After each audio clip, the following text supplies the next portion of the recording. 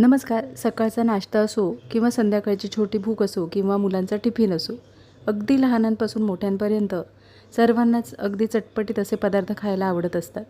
तर आज आपण अगदी झटपट तयार होणारा आणि अगदी चटपटीत आणि खुसखुशीत असा हा पदार्थ बनवणार आहोत. हा पदार्थ अगदी लहानांपासून मोठ्यांपर्यंत सर्वच आवडीने खातील असा हा पदार्थ तयार होतो. इथे आपण 1 वाटी मुगाची डाळ 2 ते 3 पाण्याने स्वच्छ धुवून झाल्यानंतर अर्ध्या तासासाठी डाळ भिजवून घेतलेली आहे. डाळ छान भिजली गेली आहे. इथे आपण आता जास्त पाण्याचा वापर न करता मिक्सरमध्ये बारीक करून घेणार आहोत. कमी पाण्याचा वापर करून ही डाळ अगदी बारीक अशी वाटून घ्यायची आहे. इथे आपण मिक्सरच्या छोट्या भांड्याचा वापर करून ही डाळ बारीक अशी वाटून घ्यायची आहे. इथे आपल्याला पाण्याचा जास्त वापर न करता कमी पाण्याचा वापर करायचा आहे.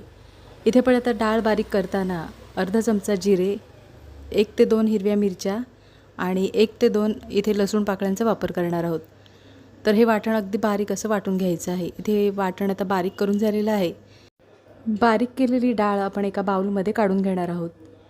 तर इथे सर्व आपण डाळ बारीक करून घेतलेली आहे. 2 बॅचमध्ये डाळ बारीक करून घेतलेली आहे. आता आपण ती बाउलमध्ये काढून घेणार आहोत. बारीक करून घेतलेल्या डाळीमध्ये बिलकुल पाण्याचा वापर न करता अशा पद्धतीने 2 ते 3 मिनिटांसाठी व्यवस्थित असं हे मिश्रण ढवळून घेणार आहोत. इथे पाहू शकता व्हिडिओमध्ये दाखवल्याप्रमाणे आपल्याला हे डाळीचं मिश्रण आहे ते असं तयार करून घ्यायचं आहे. जास्त पण पाण्याचा वापर करू नका, नाहीतर मग मिश्रण पातळ होईल. कारण आपण डाळ भिजवून घेतलेली आहे त्याच्यामुळे इथे आपण पाण्याचा जास्त वापर करायचा नाही आहे. इथे आपण आता बारीक चिरलेल्या कोथिंबीरीचा वापर केलेला आहे.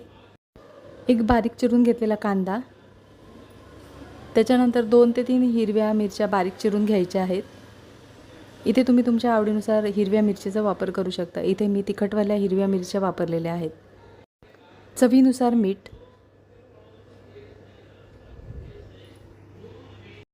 इथे आता हे मिश्रण व्यवस्थित असं ढवळून घेणार आहोत.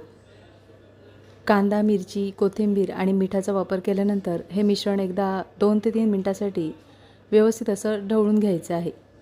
एकाच दिशेने अशा पद्धतीने फिरवून घ्यायचं आहे, म्हणजे जो पदार्थ बनवतो तो छान हलका आणि छान खुसखुशीत असा तयार होतो.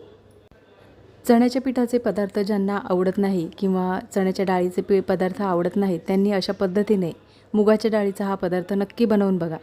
इथे आपण आता मिश्रणामध्ये पाव चमचा खायच्या सोड्याचा वापर करणार आहोत. खायचा सोडा वापरायचा नसेल तर तुम्ही इथे इनोचा सुद्धा वापर करू शकता. 1 पाकीट इनोचा सुद्धा वापरलात तरीसुद्धा हे मिश्रण छान हलकं आणि जाळीदार तयार होतं. तर इथे आपण आता पाव चमचा ह्या मिश्रणामध्ये खायच्या सोड्याचा वापर केलेला आहे. सोड्याचा वापर केल्यानंतर हे मिश्रण एकाच दिशेने अशा पद्धतीने ढवळून घ्यायचं आहे. एकाच मिनिटभर आपण हे मिश्रण व्यवस्थित असं ढवळून घेतलेलं आहे. म्हणजे खायचा सोडा आहे ते व्यवस्थित असं मिक्स करून झाल्यानंतर फ्रायपॅनमध्ये आपण थोडंसं तेल गरम करून घेणार आहोत आणि हे मिश्रण आपण तव्यावर पसरवून घेणार आहोत. जाड किंवा पातळ अशा पद्धतीने तुम्ही हे मिश्रण पसरवून घेऊ शकता. इथे मी ही पोळी साधारण जाड बनवणार आहे. आवडत असल्यास वरून बारीक चिरलेल्या कोथिंबीरीचा वापर करू शकता. इथे आपण आता गॅसची फ्लेम स्लो ठेवायची आहे आणि 5 ते 6 मिनिटांसाठी झाकण ठेवून एक वाफ येऊ द्यायची आहे. 5 ते 6 मिनिटं झालेली आहेत. एक बाजू छान खरपूस खमंग अशी भाजून झाल्यानंतर पलटी करून घ्यायची आहे. वरची बाजू पूर्ण कोरडी झालेली आहे. तर इथे आपण आता ही पोळी आहे ती आपण पलटी करून घेणार आहोत. तर इथे पाहू शकता छान अशी एक बाजू खरपूस खमंग अशी भाजून झालेली आहे. इथे आवडत असल्यास बिटाचे छोटे असे तुकडे करून वर ठेवू शकता किंवा बारीक चिरलेल्या कोथिंबीरीचा सुद्धा वापर करू शकता.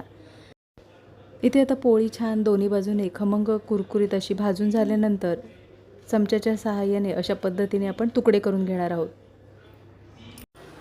गॅसची फ्लेम स्लो ठेवूनच आपल्याला ही पोळी भाजून घ्यायची आहे. तर इथे आपण आता हे तुकडे करून झाल्यानंतर वरून आवडत असल्यास बटरचा वापर करायचा आहे. पोळी अशा पद्धतीने कट करून घ्यायची आणि वरून 1 चमचाभर बटरचा वापर करायचा. लहानांपासून मोठ्यांपर्यंत बटर सर्वांनाच आवडतं. बटर आवडत असल्यास नक्की बटरचा वापर करा. आवडत नसेल नाही केला तरीसुद्धा चालेल. आणि आवडत असल्यास वरून आता बारीक चिरलेल्या कोथिंबीरीचा वापर करायचा आहे. छान अशी आपली ही मुगाच्या डाळीची पोळी तयार करून झालेली आहे. एका डिशमध्ये आपण काढून घेणार आहोत.